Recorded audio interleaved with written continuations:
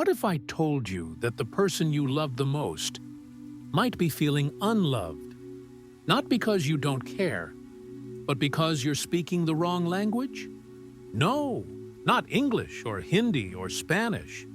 I'm talking about something deeper, the language of love. You may be showering them with affection in your language, but if it's not their language, it's like speaking poetry to someone who only understands math. That disconnect? It's at the root of countless breakups, emotional distance, and lonely marriages. Today, we're going to fix that. Because once you understand the 5 love languages, you'll not only express love better, you'll feel more deeply connected than ever before. Welcome back to the Bookkeeper, where we don't just summarize books. We pull out the soul of each one and turn it into something you can feel, remember, and use. Today's book is The 5 Love Languages by Dr. Gary Chapman, a groundbreaking classic that's helped millions of couples reconnect, families grow closer, and individuals feel truly seen and appreciated. Whether you're in a relationship, married, single, or even healing, this message is for you. Because love isn't just something we feel. It's something we learn to speak. If you've ever felt unappreciated, misunderstood, or disconnected, this episode is going to make things click. So hit that like button, subscribe if you're ready for more clarity in your emotional life, and let's uncover the secret language of love. Chapter 1. What are love languages? Dr. Gary Chapman spent years counseling couples, and he noticed a pattern. People would say things like, "I do so much for him, but he doesn't even notice. She says she loves me, but I don't feel loved. We're together, but we feel so far apart." It wasn't that love was missing. It was that love was getting lost in translation. Chapman discovered that people express and receive love in 5 different ways, what he calls the 5 love languages. And the key is this: your love language may not be your partner's. If you don't learn theirs, or they don't learn yours, you might both be giving and receiving love, but feeling empty. So what are these 5 languages? Let's break them down, one by one. Chapter 2. Words of Affirmation.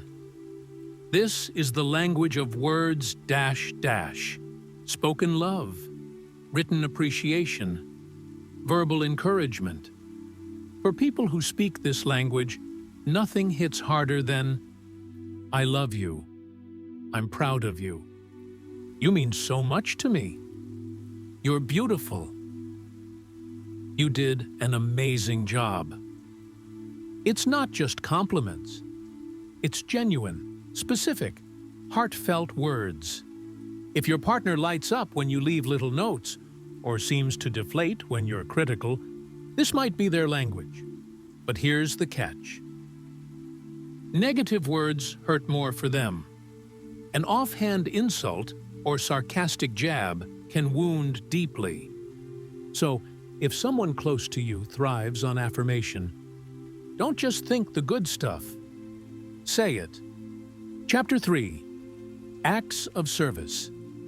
This language is about doing things that matter to the other person. Washing the dishes, filling up the gas tank, helping with a project, taking care of something stressful without being asked. If words of affirmation say, "I love you," then acts of service say, "I love you, and I'll prove it." For people with this love language, actions truly speak louder than words. You could say, "I love you," 100 times.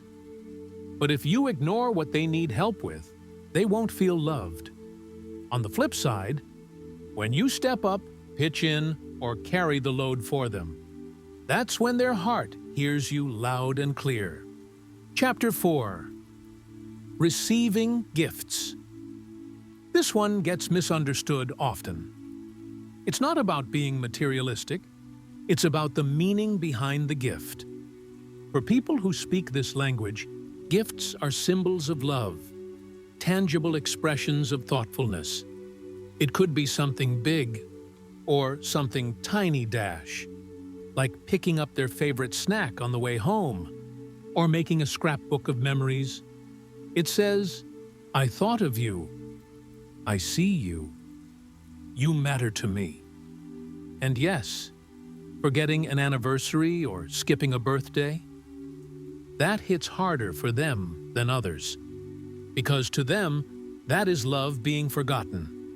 If your partner's face lights up from a small surprise, you may be with a gift language soul. Chapter 5. Quality Time. In a world full of distractions, this love language is all about giving someone your undivided attention. No phones, no multitasking, no half-listening, just being fully present. It's not just about quantity, it's about quality. Deep conversations, shared experiences, looking into each other's eyes, laughing without rushing. For someone who values quality time, what matters is you, showing up, fully there. And when that's missing, when you're together but not really with them, they can feel lonely, even sitting right beside you. If someone in your life keeps saying, "Can we just spend time together?" you already know their language. Chapter 6. Physical Touch. This language isn't just about intimacy, it's about connection through contact. Holding hands, a hug, a hand on the back, a cuddle during a movie, a gentle touch on the arm when you walk by. For people who speak this language, touch is emotional fuel. It says, "You're close to me. You're safe. I'm here for you." Neglecting this, or withholding touch, can feel like emotional starvation to them. It's not about being needy. It's about feeling grounded, secure, and loved through presence. Chapter 7. Identifying your language.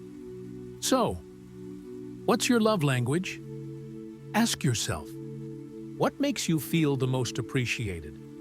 What hurts you the most when missing? What do you naturally do for others when expressing love? Your answers will give you clues. Now ask the same about your partner, child, or friend. Because the real transformation happens when you learn to love others in their language, not yours. If yours is acts of service and theirs is words of affirmation, you could be doing everything right, but they might still feel unseen. That's why learning their language is an act of love in itself. Chapter 8. Love is a choice. Here's one of the most powerful truths Dr. Chapman shares. Love is not just a feeling. Love is a choice. Feelings come and go. But choosing to love, choosing to learn your partner's language, choosing to grow, give, and stay present. That is what keeps love alive. Even when things feel dull or distant, even when you're tired or misunderstood, love isn't always loud. Sometimes it's a quiet decision to stay fluent in someone else's heart. And over time, that decision rewires connection, trust, and intimacy. Key takeaways: how to love better starting today. Everyone gives and receives love differently. Learn to speak their language. Words matter. Speak truth, praise, encouragement. Actions speak louder than words. Show love by helping. Gifts are meaningful when thoughtful, not expensive. Time is precious. Give it fully. Touch can heal, connect, and ground. Love is a choice, not a feeling. Your love language isn't necessarily theirs. Practice makes love grow stronger. The smallest acts done in the right language create the biggest emotional impact. Your turn to speak love. So now I want to hear from you. What's your primary love language? Or, what's one love language someone close to you speaks? And how are you going to honor it this week? Drop it in the comments. Let's make this space a place of real connection and shared insight. Because love isn't about guessing, it's about learning. If this video helped you understand yourself or your relationships better, hit that like button. Subscribe for more wisdom that transforms how we live, love, and grow. And share this with someone whose love language deserves to be heard.